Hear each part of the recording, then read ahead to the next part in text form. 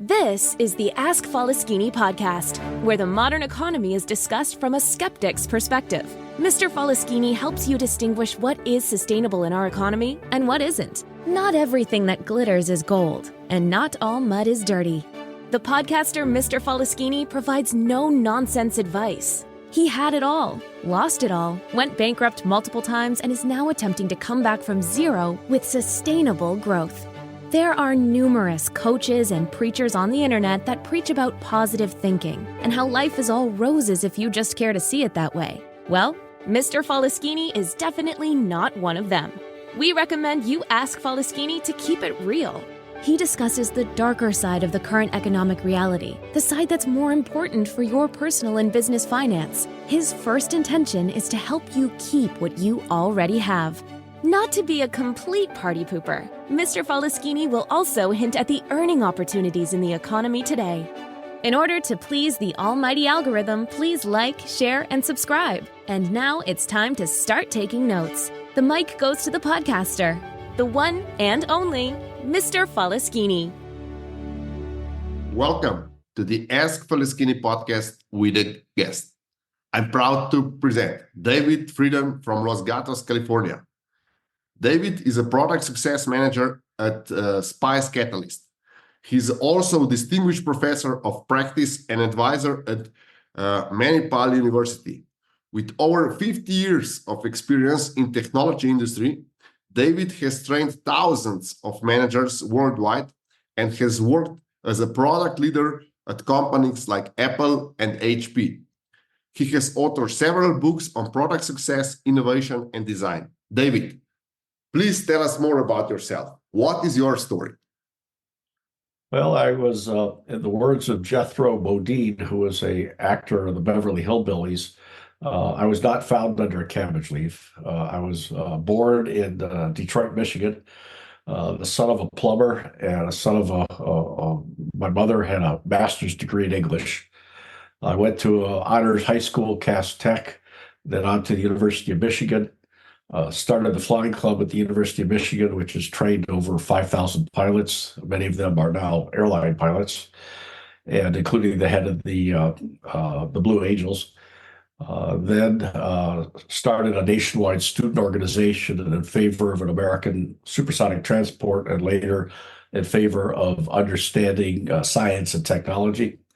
Ended up lobbying before and testifying before Congress.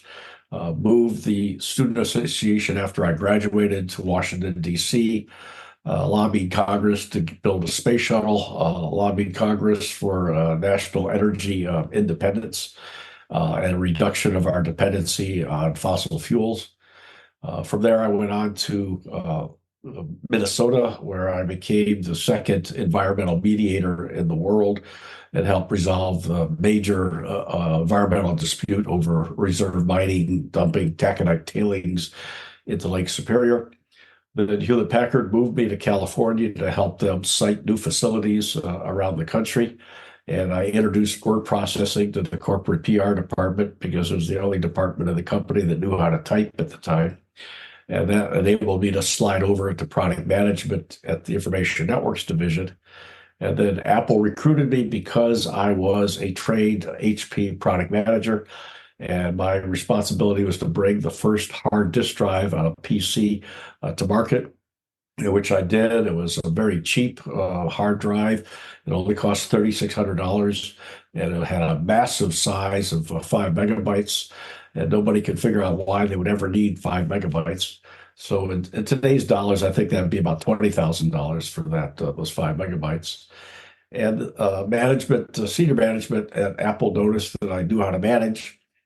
So they asked me to take over as the group product manager for one of the two profitable product lines of the company called the Apple III, which was a business computer built on top of the successful Apple II. And after I'd been on the job for about 3 weeks, Steve Jobs convinced the executive board to cancel the product line because he, at that time, didn't believe that he should have any competition for a product he had yet to ship called the Macintosh. So about a week later, the president called me into his office and he says, "Dave, We canceled the Apple III product line. I said, I know you did that, and I'm responsible for it. You didn't bother to ask my opinion. He says, well, we got about $20 million in piece parts, which today would probably be about $200 million, spread between our manufacturing facilities in Cork, Ireland, Dallas, Texas, and in Singapore. What should we do about it? And I said, what do you mean we, paleface? And he didn't get the joke. So I had to explain to him back in the 50s, there was a television show called The Lone Ranger. And he was a masked man, and he had a silver bullet on his waist, and he rode a white horse called Trigger, and he had a Indian sidekick by the name of Tonto. And when I tell this story to people from India, I have to say an American Indian sidekick. And they're galloping through the desert, and they're surrounded by 10,000 yelling, screaming Indians, American Indians. And Lone Ranger turns to his American Indian sidekick, Tonto, and says, Tonto, we're surrounded by 10,000 yelling, screaming Indians, and all they want to do is scalp us. And Tonto says, what do you mean we, paleface? So Scully laughed, and the other people in the room giggled. And I said, I have all the responsibility for this multi-billion dollar product line, 1,800 dealers around the world, but I have no authority. And I explained to him how I had to go through 8 levels of management just to do a promotion that would have an impact on the floor of a dealership when someone walked in wanting to buy a business computer. And I told him the story of a friend of mine, Kelly Johnson, who headed up the Skunk Works program for Lockheed. And because he had full authority along with responsibility, could design, build, and ship a extremely complex aircraft in only 18 months compared to the rest of Lockheed, which would take 7 years. I told him the story of the IBM PC, where the super mainframe sales people at IBM kept killing the personal computer projects at IBM.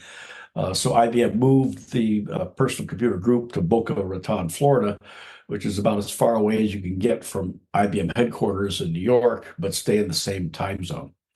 And I told him a couple of other stories of authority and responsibility. And Scully says, yeah, I agree with you because I have a Canon personal copier on my desk. And when I was at Pepsi, he was president of US Pepsi. He had a cocktail party in his house up in Winchester, New York, north of New York City. And one of his neighbors was the president of Xerox. So Scully said he asked the president of Xerox, how come you don't have a personal computer? I mean, after all, Xerox never does anything original. But the president of Xerox said, we put 100 of our best engineers on the project, and we're going to ship in about a year. Canon put 10 of their best engineers on it, and they're shipping now. So that shows you the power of small independent groups that have full authority commensurate with responsibilities. So he asked me to make me a proposal, which I did, and presented on July 15th, 1983 to the executive committee, and offered several options for the product line to the executive committee. And the climax of that meeting was with Floyd Kwame, who was at the time the vice president of sales and marketing for Apple. He later went on to be a very successful venture capitalist at Kleiner Perkins, a very preeminent venture capital firm here in Silicon Valley. And later a technology and science consultant to President George H.W. Bush. Floyd said, if we pick option 1, which was to shut the product line down, or option 3, which would let the market decide when they're going to stop buying the Apple III, which is what I was pushing for, and a dealer called you, what would you say? Now, everybody in the room was cognizant that the company had values. It was called Apple Values. Values like empathy for the customer, good management, don't be afraid to make mistakes, things like that. And so I said, well, if you let the market decide, which is my thing that I support, because we've got a lot of MBAs here at Apple, and they're not all smarter than what the market is going to do. Let the market make those decisions. Then I would tell the dealers we'll continue to develop, enhance, and service and support and market the Apple III as long as the market continues to buy the product. But if you choose the first option, which is to shut the product line down, which is what Steve Jobs wants to do, I'll give your phone number, Floyd, to that dealer, and he can call you. And everybody laughed. And in the back of the room was a lady by the name of Ann Bowers, who was VP of HR. And I'm pretty sure she was behind the effort several years earlier to have Apple come up with a set of Apple values, because she was also the VP of HR for Intel and married to Bob Noyce, the president, one of the founders of Intel. And Intel had a bunch of values, which was based upon the HP way, HP's set of values, which is very important not only in the success of products, but also the success of companies and the success of individuals, is that they have a set of values and they follow those values. So they asked me to take over the product line. They gave me a $4 million budget, 17 people. They say, go do whatever you have to do. We sold 25,000, one out of every 3 Apple IIIs ever sold in the world, generated about $600 million in gross income, about $200 million in profits, which was enough to keep about 1,000 to 1,500 highly paid Apple employees on the payroll. And then I shut the product line down when I could no longer get internal support from the company, and also had sold off all of that inventory I mentioned earlier. I shut it down the same day that the Apple IIc was introduced in April of 1984. It didn't affect the stock price in comparison to when Steve took over the Lisa project a few months later and shut it down. The Apple stock price plummeted. And then they gave me a nice severance package, and I left the company at that point. So that was back in 1985. I then brought a text-to-speech software to market called Smooth Talker for an independent software developer. Worked on more hard disk drives for Apple and PC products. Worked on a documentation company, and then started my own companies in the 1990s. And I've been on my own as an entrepreneur since then. I started Spice Catalyst about 12 years ago to enhance the chances of product success, and have trained over 12,000 product managers and product marketing managers worldwide. My book, Successful Product Design and Management, which is published by Wiley, is used by about 1,000 executives a year at 2 prestigious universities in India to train product managers. And my primary client is a Cisco. I've trained about half of Cisco's product managers worldwide. Okay, that is impressive. What I would like to know is, you said that Canon had huge advantage over Xerox just because they had a small independent team. And you also said that before they shut up the Apple III, you have 17 people, if I'm correct? Correct. Yeah. So basically, you had small and independent team that could do the project for you. What would you recommend for the small companies to how they should go about product development? Are there any universal rules about product development that they should stick to? Where should they start? My experience in product development is that if you give people too much independence, they will develop perfect product, but perfect for their needs or their desires or their imagination, not perfect for market. And if we continue, we now all know about proof of concept, proof of product, and then you go in a proof of market. So how fast should developer go and try to market it or get feedback from the market? And what is the best way for small companies to get feedback from the market? Because you said that you had 1,800 authorized dealers already. So for you, it was much easier than for a small company that is just starting. Now, the key is in the mnemonic SPICE, S-P-I-C-E. S is have a product market strategy. I'll come back to that in a moment.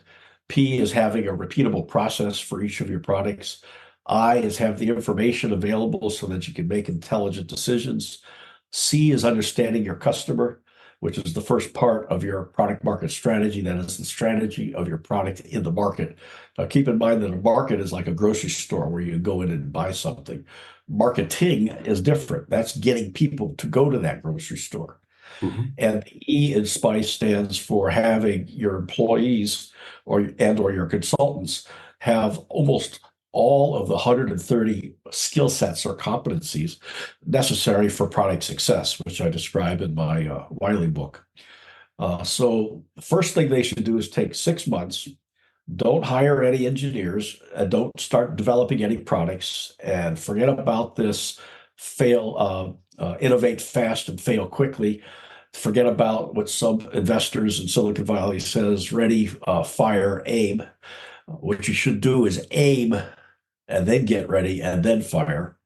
Mhm. And getting ready, you put together a 32-piece product market strategy, which starts with understanding, and I mentioned this earlier, what is it that your customer wants to do? And that work that I described earlier, which I'll describe more in a moment, is based upon a Harvard professor's books on outcome-based innovation.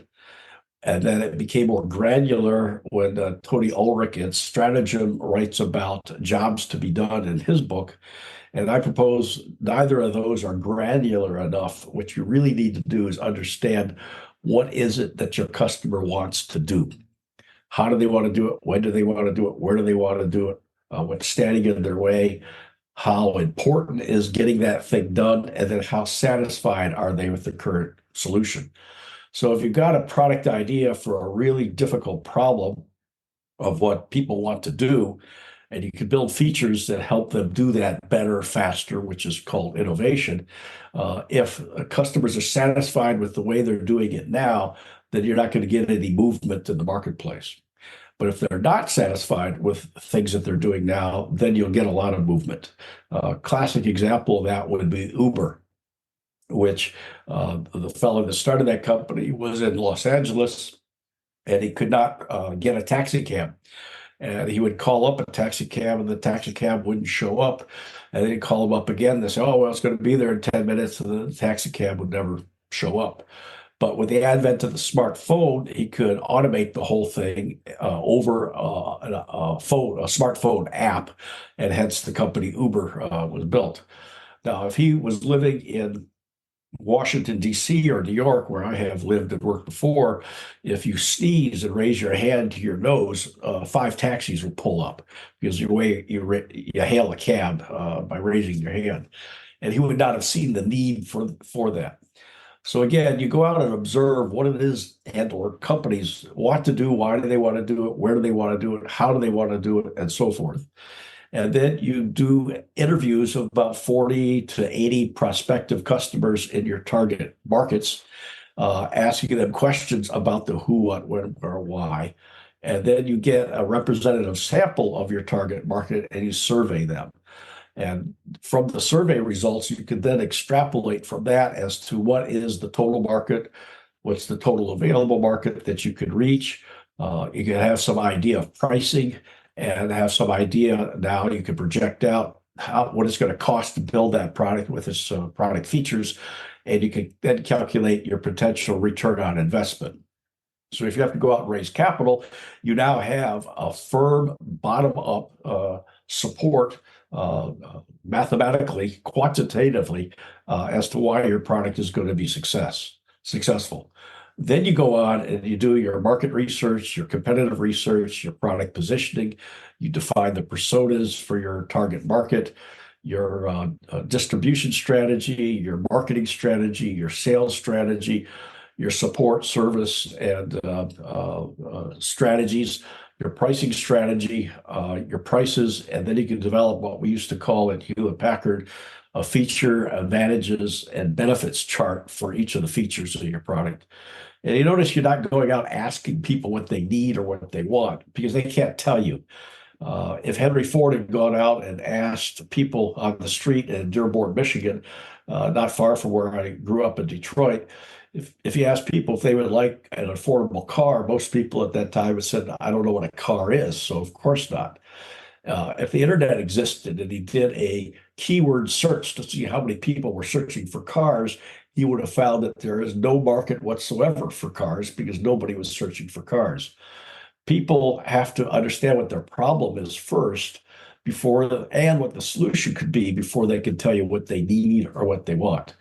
So if he had just sat on a stoop of a bar in Dearborn and watched people beat their horses to go faster through town, pulling their carriages with goods, he would then understand why people would say to him, no, I don't want a car, I just want a faster horse. So it's key to then be able to put together your product positioning, and those are the major key elements of the product market strategy. Okay, can I just summarize what you just explained so that the listeners will understand? The most important thing is forget about time to market and take your 6 month and work on 42 product market strategies so that you know where are you going with your product, and only then the programmers or or technical guys should start developing it. But before that, you need to identify the customer's frustration that you're addressing, because customer needs to be frustrated with something that is already available on the market.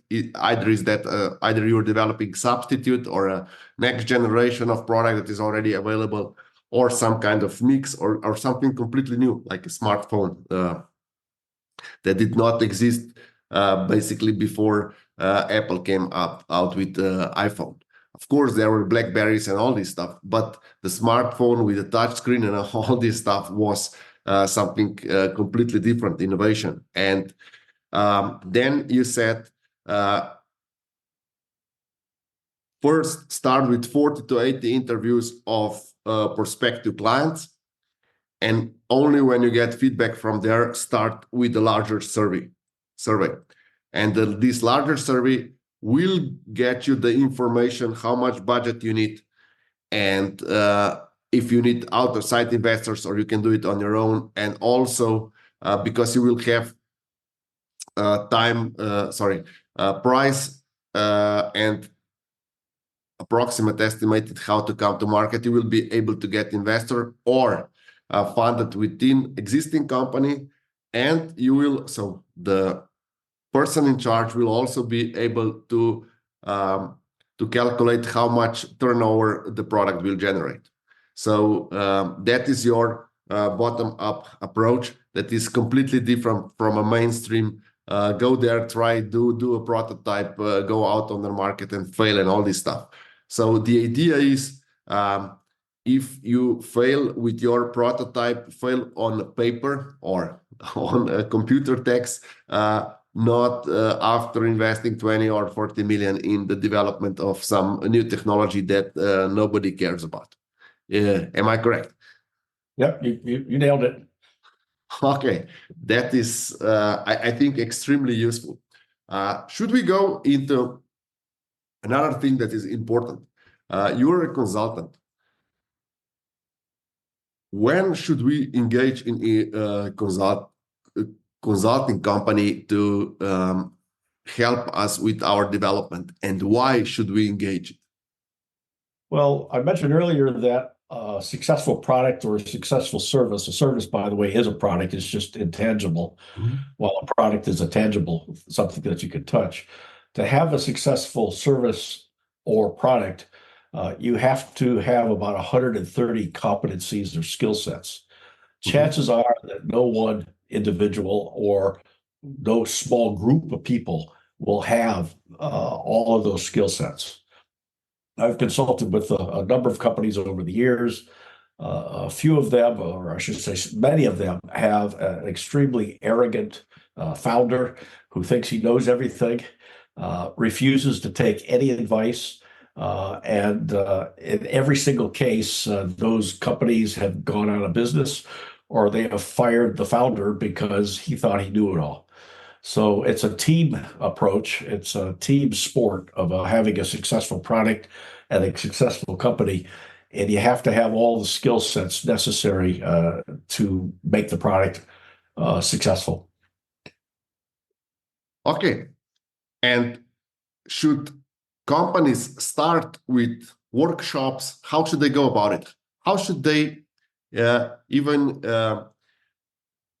what would you recommend? We have now a lot of startup funders, and we have a lot of existing companies that would like to start innovation and develop and redevelop products, especially now because the market conditions are changing, and I think that market is more and more demanding all the time. How should companies go about it? Should they purchase a book? Should they send their people to workshop? Should they hire a consultant? What's your advice? What would be your, let's say, first-hand advice, because you were involved so many times in that? Where should the funders start? You said there are so many arrogant funders. I know I was one of them, and for many times. So where should we start? Where should is there a book? Is there a workshop? What would you recommend? Where to start? Well, I think they should start with either by building a Sailing Great Products book and or by a successful product design and management workbook from Wiley.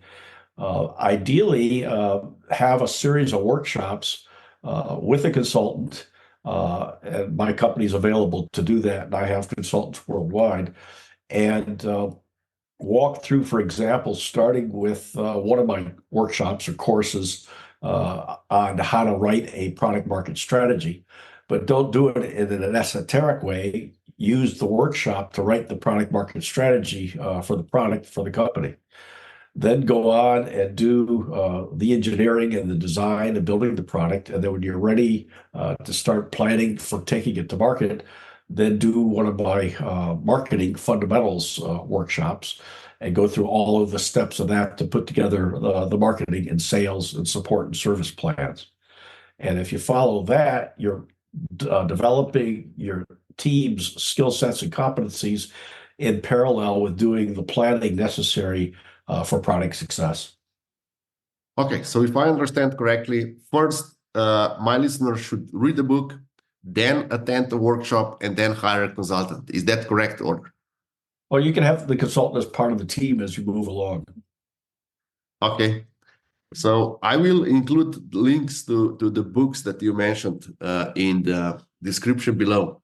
And I would like to thank you for all the insights. But before we finish, I would like to know if there's anything else you would like our listeners that are planning or are already developing a product, what would be the best that they can take from this interview? Yeah. Are there any quick tips or trade secrets that you didn't share already that you can share now? Well, one that I alluded to in that story about Floyd Kwame asking me, what would I do if they cancel the product line? And I said it was in conflict with Apple values. I think one of the most important things for a product and a company to have is a set of values and a set of values that they follow.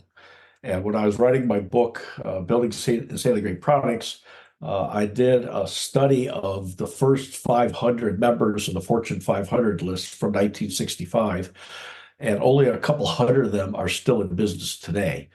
They were and I put together 3 columns against all their names. Did they have values? Did they follow those values? And almost without exception, those that had no values or did not follow the values that they had, they went out of business.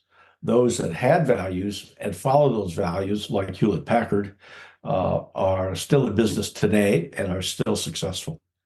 So the importance of values is when everybody gets into a room to make a decision as they put together, for example, their product market strategy or their marketing plan, they're all coming from the same place. And the same thing applies to the individuals that work at that organization.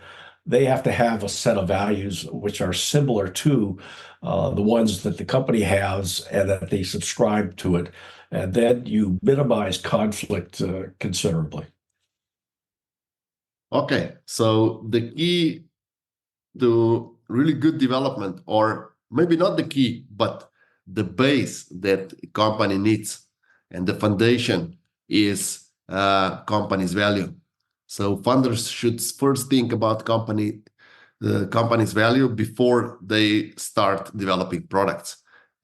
Is that correct? Yep. What are the company values?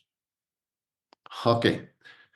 So I will put the links to where people can reach you. Thank you very much for all these insights and hands-on advice that I think is the most important. Thank you for sharing your experiences and your stories. And thank you, David, for being my guest tonight. Thanks for having me. Appreciate it. Thank you, Mr. Faleskini, for this outstanding podcast. And thank you for listening to the Ask Faleskini podcast until the end. Mr. Faleskini would love to hear your feedback in the comments. And don't forget, if you want to know, ask Faleskini or listen to the Ask Faleskini podcast. In order to please the almighty algorithm, please don't forget to like, share, and subscribe.